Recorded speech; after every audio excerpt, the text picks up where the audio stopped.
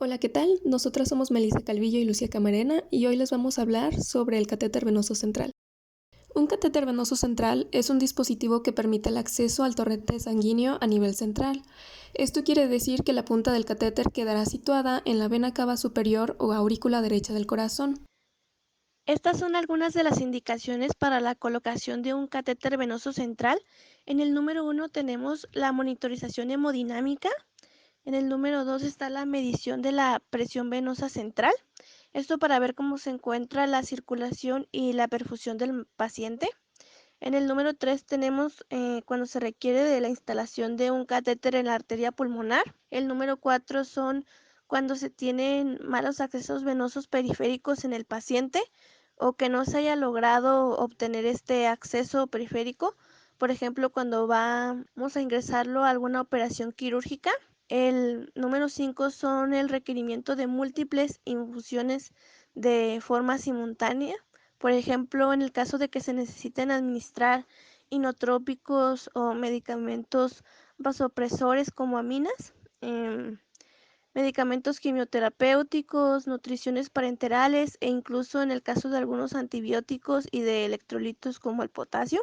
Eh, el siguiente es administración de tóxicos irritantes o sustancias vasoactivas que le pueden causar flebitis al paciente, sobre todo las sustancias que tengan un pH alcalino y que le puedan causar daños como quemaduras y necrosis de los tejidos en el caso de que sean administrados pues por vía periférica. Para esto se requiere mejor la colocación de un catéter central. El que sigue pues es tratamientos de larga duración. También en el caso de administraciones de nutriciones parenterales, como yo lo mencioné, o sustancias hipertónicas, y en el caso de que se vaya a llevar un tratamiento con quimioterapia. También existen algunas contraindicaciones para la colocación de este acceso venoso central. Por ejemplo, está contraindicado en el caso de quemaduras severas, en donde pues existen lesiones evidentes de la piel y de los vasos sanguíneos, sobre todo en el sitio de inserción de estos catéteres. También en el caso de que el paciente presente problemas de coagulación o trombosis venosas en las venas donde se implantaría el catéter, porque existiría un taponamiento, una obstrucción y no habría una buena circulación y pues por ende los medicamentos y las soluciones no van a pasar y no le van a hacer algún efecto benéfico al paciente. Al contrario, se puede dar la formación de émbolos que viajen y se alojen en cualquier parte del cuerpo del paciente, por ejemplo, en pulmones, corazón, riñones, etcétera, y pues esto le ocasionaría un mayor daño, incluso podría causar la muerte del paciente. Otra contraindicación son las infecciones localizadas en el sitio de inserción y por último las fracturas de la clavícula cuando el abordaje que se va a dar es en la vena subclavicular.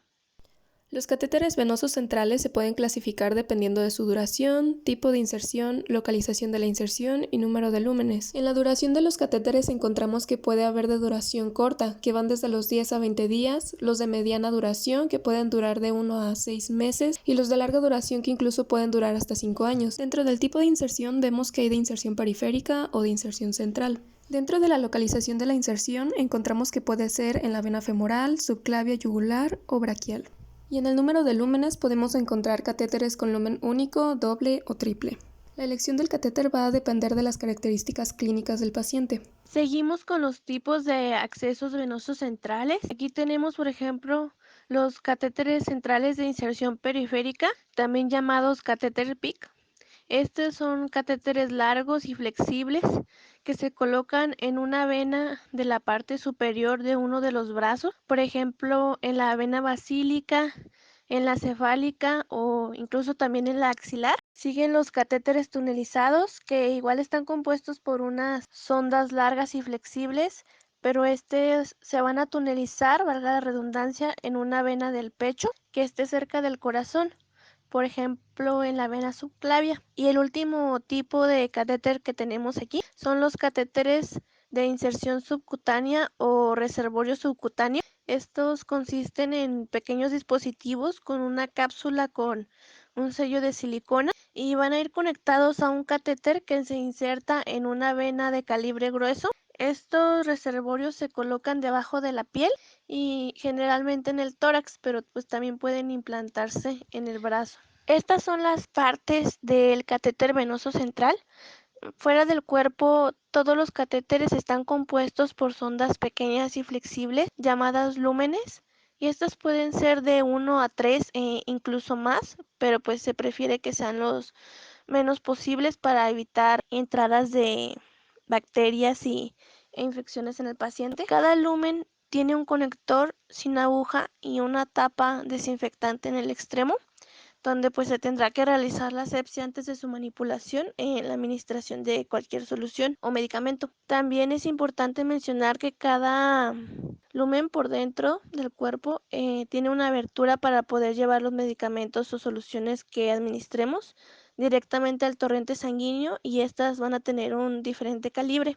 De igual manera, cada luz está ubicada a una altura distinta y son utilizadas para administrar diferentes infusiones en cada una. Aquí tenemos los tres lúmenes principales, está el distal, medial y el proximal. En el caso del distal, este es el lumen de mayor calibre, por lo que se utiliza pues para medicación. Está alojado en la vena cava superior, más cercana al corazón, y por esto se utiliza también para la medición de la presión venosa central o PVC.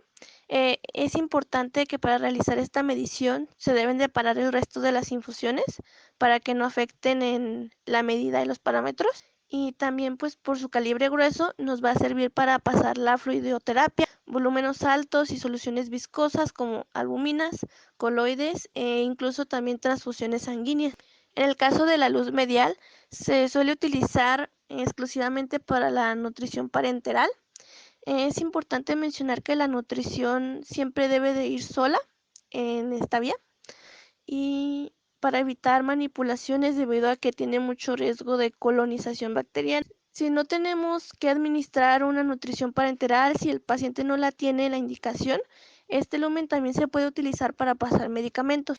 Y ya por último, en la luz proximal, esta se suele utilizar para la extracción de pruebas sanguíneas, pero también se puede usar para transfusiones o para pasar medicación con aminas como la noradrenalina, y también para pseudoanalgesia. Si hay aminas, también es importante mencionar que deben de ir solas en la vía, al igual que la nutrición parenteral, es decir que pues no podemos combinarlas con otro tipo de medicamentos.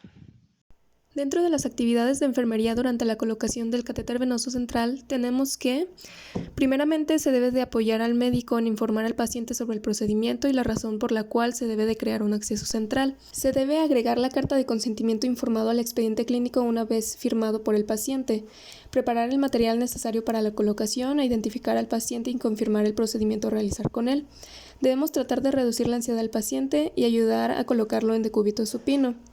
Lavarse las manos, descubrir el área a operar y, si se precisa, retirar el vello de la zona. Lavar el área de punción con agua y jabón.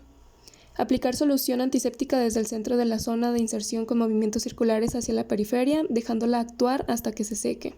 Después de esto se procederá por parte del personal calificado a la anestesia y sedación y posteriormente a la colocación del catéter. Una vez que se haya colocado y verificado su correcta inserción, se debe fijar la vía y tapar con apósitos estériles transparentes, semipermeables que permitan la visualización de la inserción. Se debe retirar todo el material utilizado y registrar los datos. Después de la colocación se debe monitorizar la tensión arterial cada 2 horas durante las primeras 8 horas, elevar el cabecero de la cama si lo tolera el enfermo durante las primeras 6 horas, vigilar la aparición de posibles complicaciones como presencia de hemorragias, producción de neumotórax, hemotórax o infecciones, administrar analgesia prescrita si se precisa, revisión del estado y permeabilidad de las luces del catéter y heparinización. Cada luz se debe heparinizar con una jeringa distinta. Cura estéril a las 24 horas y registro de control y seguimiento. También es importante cambiar los sistemas cada determinado tiempo para evitar la aparición de infecciones. Así pues, los sistemas de suero deben de ser cambiados cada 72 horas, las soluciones de infusión, los sistemas de nutrición parenteral y emulsiones lipídicas cada 24 horas y las transfusiones de sangre se deben de realizar en un periodo no superior a 4 horas. También es importante tener en cuenta que se debe de rotular los sistemas con la fecha y la hora en que fue cambiado. Lavar la luz del catéter con solución salina cada vez que se administra una medicación no se suspende, siempre que no sea un fármaco vasoactivo. Conocer la compatibilidad de las soluciones si se pueden administrar por la misma luz del catéter, así como heparinizar el lumen después de la toma de muestras. Otros cuidados que se deben de tener en cuenta son solo usar equipo estéril, tomar precauciones para que no entren microorganismos al interior de las luces, cambiar los tapones cada 72 horas o según las recomendaciones del fabricante, tapar todos los accesos que no se utilicen, el número de llaves de 3 pasos y o largadera será el mínimo posible. Se debe de limpiar el puerto de inyección con alcohol al 70% o povidona yodada antes de pinchar. Y también se debe de asegurar que todos los componentes del sistema son compatibles para minimizar los riesgos y roturas del sistema. Curación del catéter venoso central y heparinización de los lúmenes. La curación del catéter se hará cada 7 días o antes si el apósito se encuentra desprendido, no íntegro o si el sitio de inserción se encuentra húmedo, con sangre, secreción o manifestaciones locales de infección. Para poder realizar este procedimiento vamos a explicar al paciente lo que vamos a realizar. Nos vamos a colocar el cubrebocas y realizaremos higiene de manos. Después colocaremos un campo estéril donde pondremos una jeringa de 10 ml con aguja por cada lumen, un tapón estéril por cada lumen, 2 paquetes de gasas estériles, un par de guantes estériles y un apósito transparente para catéter central. Tendremos lista la heparina y abriremos una ampolla de suero fisiológico de 10 ml por cada lumen. Nos colocaremos guantes limpios y vamos a descubrir la zona y retirar el apósito con mucho cuidado. Debemos observar el estado de la piel y del catéter, que no exista datos de infección, edematización, que el catéter no esté salido, que el orificio no esté inflamado y que no supure. Luego procederemos a aplicar clorhexidina al 2% y después se colocará un campo estéril debajo del catéter. Mientras se seca la solución nos quitaremos los guantes y realizaremos limpieza de manos con agar o gel alcoholado hasta que seque. Nos pondremos un guante estéril en la mano dominante y tomaremos las jeringas de 10 ml y las cargaremos con 9 ml de suero y 1 ml de heparina al 1% cada una.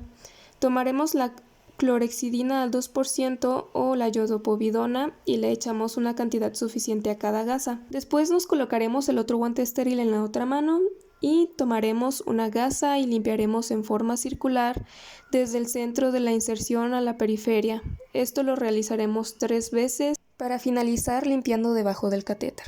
Después de esto vamos a colocar el apósito transparente. Posteriormente vamos a tomar otra gasa. Vamos a quitar el tapón del primer lumen y limpiaremos de manera rotatoria con la gasa. Después pondremos un nuevo tapón. Vamos a repetir este procedimiento con cada lumen. Luego vamos a verificar la permeabilidad, limpiar y heparinizar el interior de cada lumen. Esto lo vamos a realizar con las jeringas que llenamos previamente. Limpiamos la conexión, conectamos la jeringa y abrimos el clamp. Introducimos la solución, cerramos el clamp y desconectamos. Y repetimos este procedimiento con el resto de los lúmenes. Después pondremos un apósito para cubrir los lúmenes y rotularemos la fecha y hora de lavado, así como el nombre de quien lo realizó.